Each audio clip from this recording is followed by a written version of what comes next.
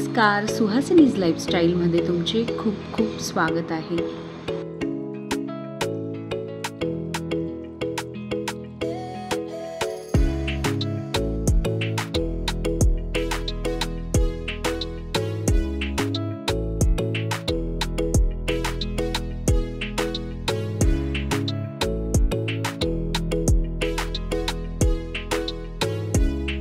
अर्धा किलो भेंडी घेतलेली आहे, स्वच्छ धुवून पुसून घेतलेली आहे आणि भेंडी ही मी भरलेली भेंडी बनवत आहे. तर तिच्यासाठी मी जे प्रमाण म्हणजे अर्धा किलो भेंडीसाठी मी हे सगळं प्रमाण सांगितलेलं आहे.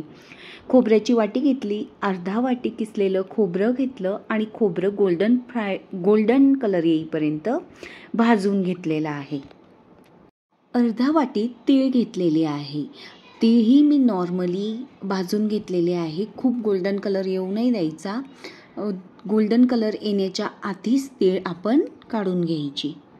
भरलेल्या भेंडीच्या सारणात टाकण्यासाठी आपलं बेसन पीठ पण घ्यायचं असतं. तर बेसन पीठ मी 1.5 चमचा घेतलेला आहे. 1 चमचा घेतलं तरीही चालतं. ही भेंडी अतिशय चविष्ट लागते. नक्कीच तुम्ही ट्राय करा. बेसन पीठी नॉर्मली गोल्डन कलर येईपर्यंत भाजून घेतलेला आहे. जास्त गोल्डन होऊ नाही द्यायचं, नाहीतर पीठ करसड लागतं. भेंडीच्या सारणात टाकण्यासाठी आपले रोजच्याच वापरातील जे मसाले असतात, मसाले म्हणजे तिखट, हळद या गोष्टी घ्यायच्या आहेत.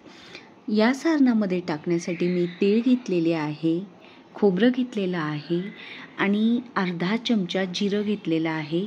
हे सगळं मी मिक्सरमधून वाटून घेणार आहे.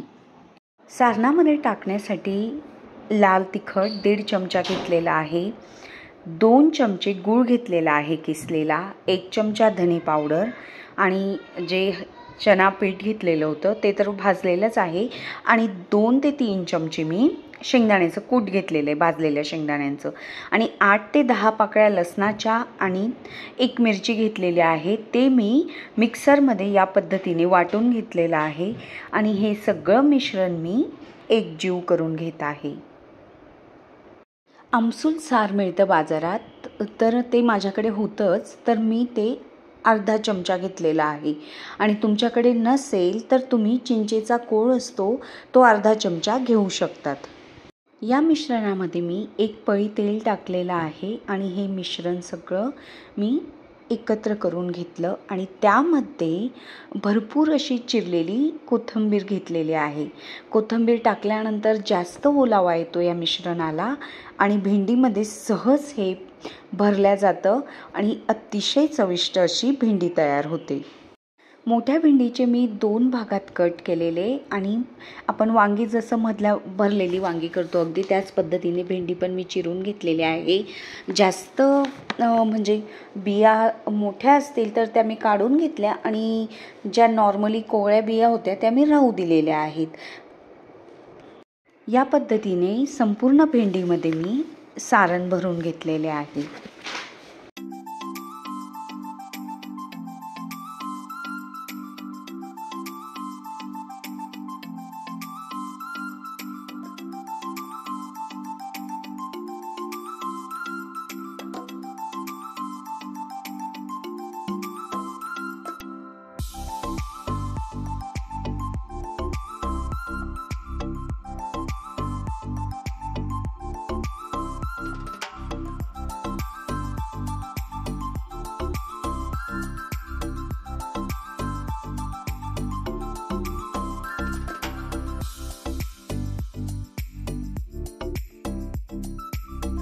अशा प्रकारे सारण भरलेली भेंडी बनवलेली आहे व 1 तेल पळीमध्ये ही भेंडी तयार होते. तर ही भेंडी म्हणजे टाकल्यानंतर आपण पॅन कढईमध्ये त्यावरती 2 ते 3 मिनटासाठी झाकण ठेवायचे. झाकण यासाठी ठेवायचे की आपल्या भेंडीतला जे सारण आहे त्याला या झाकणामुळे ओलावा निर्माण होतो व भेंडी करपत नाही लवकर. बाजूच्या दोघंही गॅसवरती मी एका कुकरमध्ये भात आणि डाळ लावलेली. तर आता मी डाळीला फोडणी देऊन घेत आहे. भेंडीवरचे जे झाकण होते ते मी आता काढून घेतलेले आहे. भेंडी छान अशी गोल्डन फ्राय व्हायला लागलेली आहे. तर नंतर 5 ते 7 मिनटात लगेच भेंडी तयार होते. अशा प्रकारे मी ही भरलेली भेंडी केलेली आहे. वरणाला फोडणी देण्यासाठी मी अर्धा पळी तेलामध्ये कढीपत्ता, थोडासा जिरं, मोहरी, हिंग, मिरची हे टाकलेलं आहे.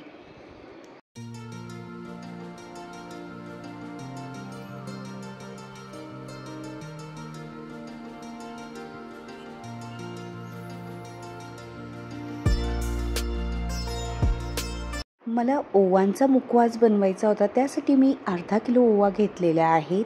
त्या कुकरमध्ये त्याच्यात पाणी टाकलं की म्हणजे बुडतील असं संपूर्ण. त्याच्यात चवीनुसार मीठ टाकलेलं आहे आणि त्यामध्ये काळं मीठही टाकलेलं आहे अर्धा चमचा. आणि या ओवांच्या 2 शिट्ट्या काढून घेतलेल्या आहेत. ओवांना नंतर पाणी म्हणजे पूर्ण मी निथळून टाकलेलं आहे. त्यानंतर 2 ते 3 दिवस या ओवा वाळवल्या, पूर्ण ड्राय होऊ दिल्या आणि त्यानंतर मी त्यांना अशा खमंग अशा भाजून घेतलेल्या आहेत. भाजल्यानंतर मी तीही 50% भाजून घेतली. परत ह्या भाजलेल्या ओवांमध्ये मिक्स केली आणि परत यांना छान असं खरपूस भाजून घेतलं. अतिशय चविष्ट असा हा मुखवास तयार झालेला आहे. तर तुम्हीही नक्की ट्राय करा.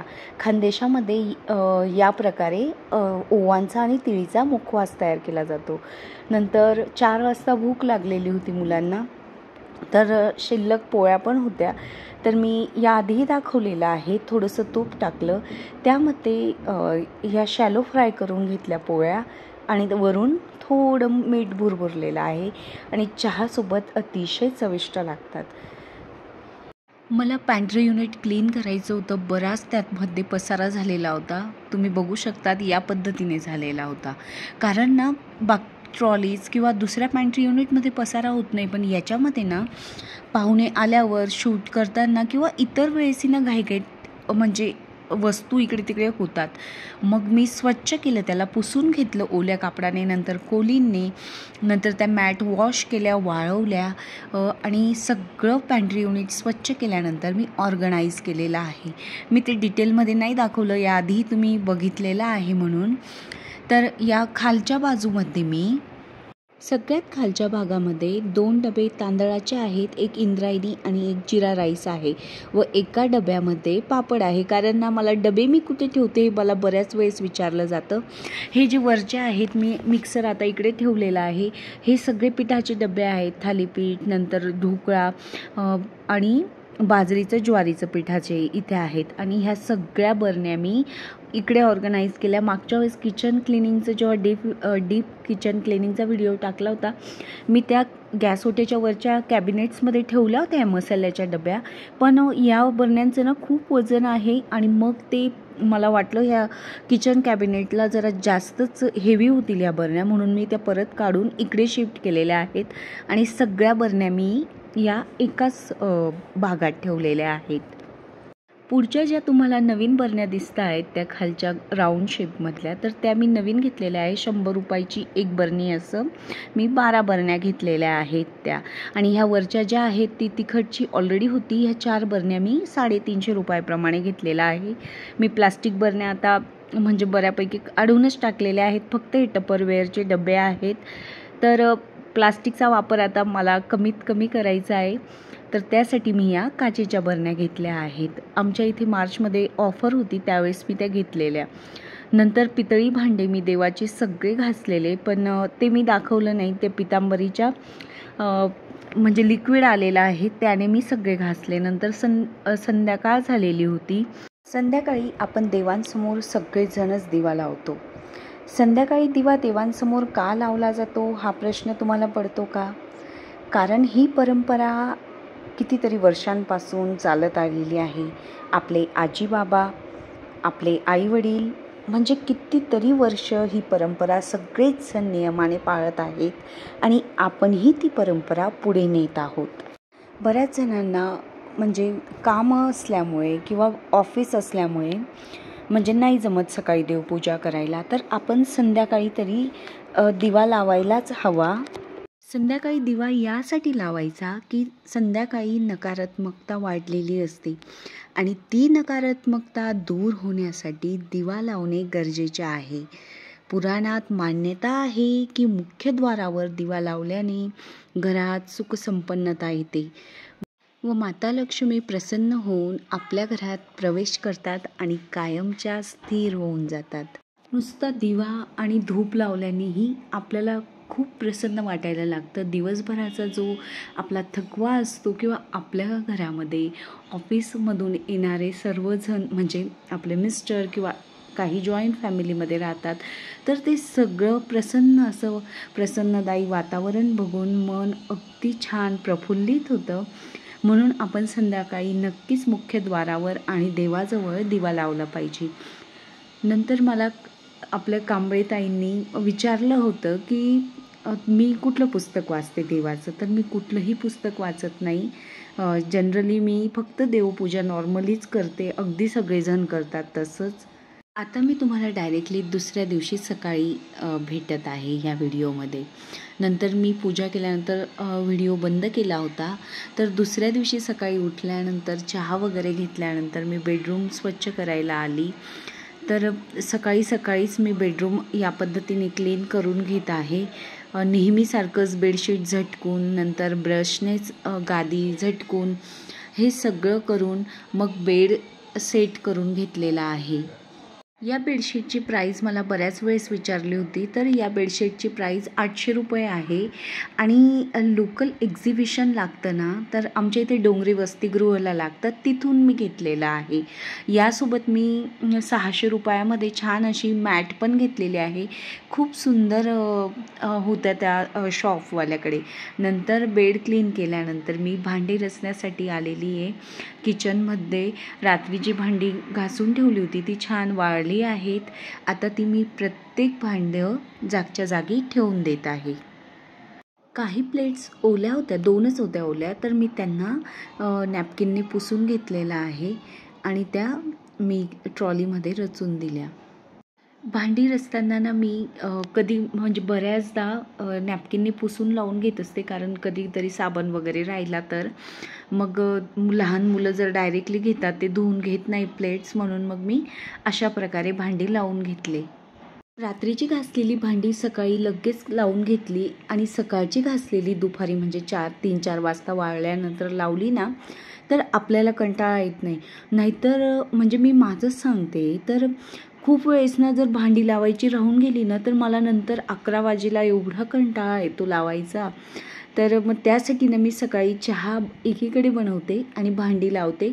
दुपारीही मी 4 ते 5च्या दरम्यान चहा बनवते, तेव्हाही मी भांडी लावून घेत असते. त्यानंतर मला टिफिन बनवायचा होता, मिस्टरांचा जेवण बनवायचं होतं सगळ्यांसाठी, तर मी पोळ्यांची कणिक मळून घेत आहे. कणिक मळल्यानंतर ना मी आधी काय करायची, हा गोळा दुसऱ्या पातेल्यात किंवा भांड्यात टाकायची आणि मग वरून वेगळी प्लेट झाकायची. आता मी भांडे पण जास्त काढायचं नाही ठरवलं आहे, कारण की खूप घासावे लागतात. म्हणून जी भाजी बनवणार होती ना ज्या कढईमध्ये, तीच कढई मी त्या परातीमध्ये कणिकवरती झाकून ठेवली. नंतर कांदे मी या प्रकारे वापरण्याच्या आधी नेहमीच धुवून घेत असते, कारण काही कांद्यांना बुरशी असते, म्हणजे ब्लॅक पडलेले असतात किंवा तिखटपणाही कमी होऊन जातो पाण्याने धुतलं तर. तर मला शेवग्याच्या शेंगांची भाजी बनवायची होती, त्यासाठी मी त्याची म्हणजे वाटण तयार करून घेत आहे. कुकरमध्ये मी भात लावला होता, तर त्यामध्ये ना मी तांदूळ आणि पाणी टाकल्यानंतर अर्धा चमचा तूप टाकते, काही लिंबाचे थेंब टाकते आणि महत्त्वाचं म्हणजे या भातामध्ये ना मी स्टार फूल, मोठी वेलची, 1 लवंग, 1 मिरा आणि तेजपान व दालचिनी टाकत असते. याच्यामुळे ना खूप छान चव येते भाताला. तर मी कधीतरी वाटलं ना अशा प्रकारचाही भात बनवत असते. नाश्त्यासाठी पोहे बनवायचं होतं, त्याचीही मी तयारी सोबतच करून घेतलेली आहे. पोहेही बनवून झालेलं आहे, भाजीला फोडणी दिलेली आहे. जे वाटण आहे ते मी तेलामध्ये परतवून घेत आहे. ही भाजी मी तुमच्यासोबत याआधी शेअर केलेली आहे, म्हणून मग मी शेवग्याची शेंगांची भाजी नाही दाखवली. नाश्त्यासोबत मिस्टरांना ताक कधीतरी लागतं, म्हणजे रोजच आवडतं त्यांना. मग मी आज ताक देणार होती त्यांना सोबत नाश्ता पोहेसोबत. तर 4-1 चमचे दही घेतलेलं आहे. जिरा पूड संपलेली होती, पोळ्या झालेल्या होत्या, त्यावरतीच मी जिरं भाजून घेतलं आणि या छोट्याशा कुटणीमध्ये मी कुटून घेतलेलं आहे जिरं. सोबत पुदिन्याचे 3-4 पत्तेही कुटून घेतलेले आहेत. व जिरं, पुदिना, काळं मीठ आणि आपलं नॉर्मली जे रोजचं मीठ असतं ते टाकून, थोडी साखर टाकून ताक मी बनवून घेतलेलं आहे. तुम्हाला आजचा व्हिडिओ मैत्रिणींनो कसा वाटला ते मला कमेंटद्वारे नक्कीच सांगा. आणि व्हिडिओ आवडला असेल तर व्हिडिओला लाईक करा, शेअर करा आणि सबस्क्राईब करा. आपल्या चॅनलवरती तुम्ही नवीन असाल तर चॅनलला नक्कीच सबस्क्राईब करा. भेटूया अशा छान व्हिडिओसोबत.